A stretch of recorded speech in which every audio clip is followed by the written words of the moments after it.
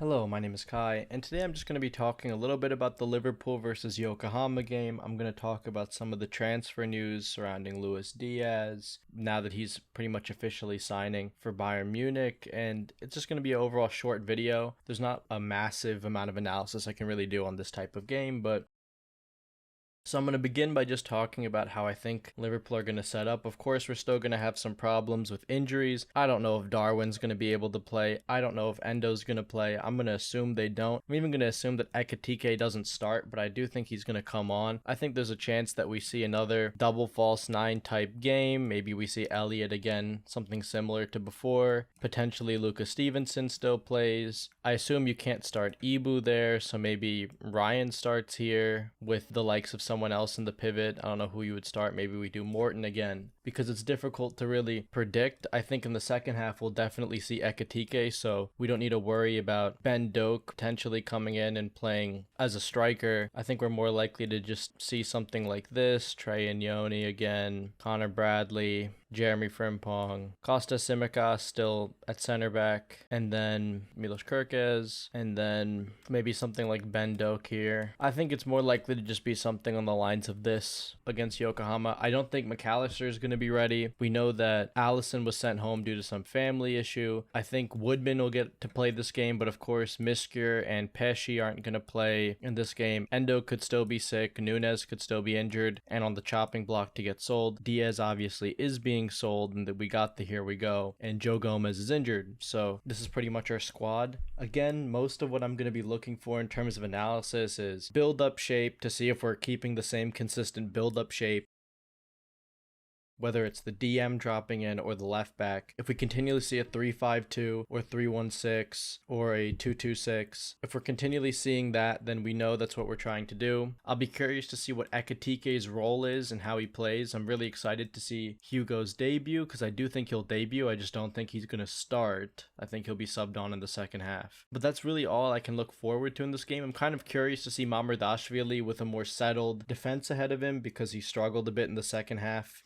of the AC Milan game. I'd like to see any adjustments that Slot makes, and if he doesn't make many adjustments, then the Milan game was really just a fitness exercise. It's difficult to say until we get some more center backs to the door. I do think if Nunez plays in this game, he'll start, and I do think if Endo plays in this game, that he'll also start, because if Endo can play, then I'm starting him at center back in the first half, and I'm putting Gravenberch in the pivot. But those are the only two people who I think are in contention, because there's no way McAllister is going to start. When Arne talked about him in the post-match interview before, it looked as if like McAllister is ready to come back to training and has been back in team training, but isn't necessarily ready to start games of football, which I can understand. He was injured for a while.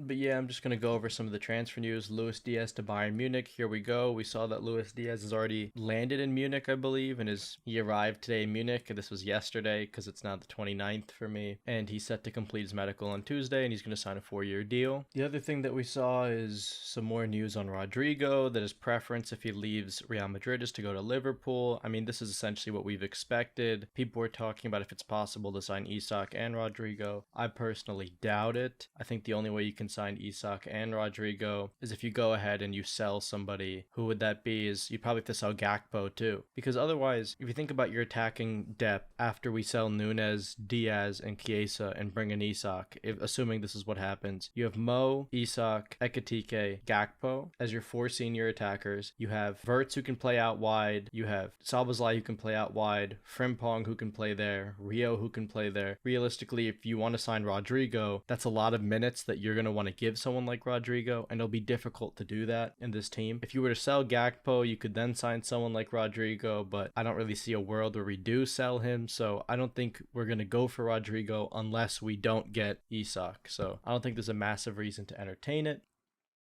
There's also the conversation about Will Wright, who I thought was going to Arsenal, but apparently is now looking to sign for Liverpool. I don't know if that's going to happen. There could still be more twists and turns. I'm not really trying to monitor the future of a 17-year-old striker, but what I will say is that the under-21s are desperate for a natural goal scorer, and if Will can come in and be a natural goal scorer for us, I've seen some clips, then that'd be great, because Rob Page is looking to build a much better like under-21 setup than we had under Barry Ludis, so So I hope that ends up happening, and I am going to make a video on the academy situation. It's just difficult because I don't know who's confirmed yet. I was waiting for the confirmation of Simon Wiles to release it, but I think I'm just going to shorten the video and only really focus on Rob Page and Gary Probert and what their contributions are going to be for the academy. There was also some links on Konstantinos Kouliarakis. What I will say about this is I think it just generally shows that Liverpool are looking for a young center back to join alongside Mark Gahey, and Kouliarakis would be a great option. He can only really play on the left though. You can't really play him on the right. I think Liverpool ideally should be looking for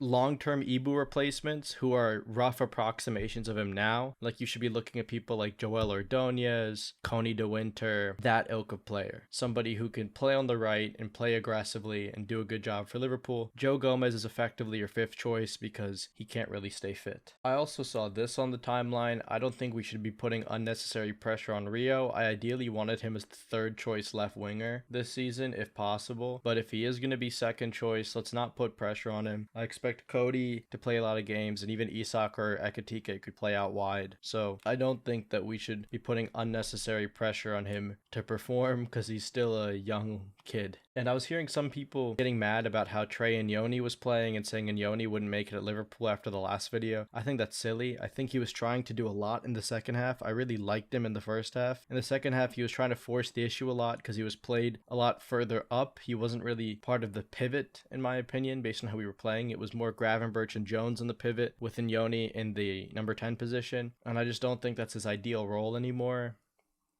And yeah, of course he's going to try to force the issue, and he's going to be a little sloppy when he's played in a position that he effectively hasn't played in for the first team. So that would make sense to me, at least. I think Isak is going to join Liverpool. I think it's just a matter of Newcastle bringing in the likes of Yohan Wissa and Benjamin Sesko first. Seeing things like Ollie Watkins as Man U's first choice striker target is great. I think it's still a waste of Man U's money, but we're not really concerned about them. We're focusing on ensuring that Sesko goes to Newcastle so that Liverpool get Isak. Am I still worried about the fit? A little bit. And some people even wanted me to talk about the fit, so I'm going to do that briefly in this video too. I'm sort of just addressing a bunch of things because they don't really fit into their own video because they're all relatively short.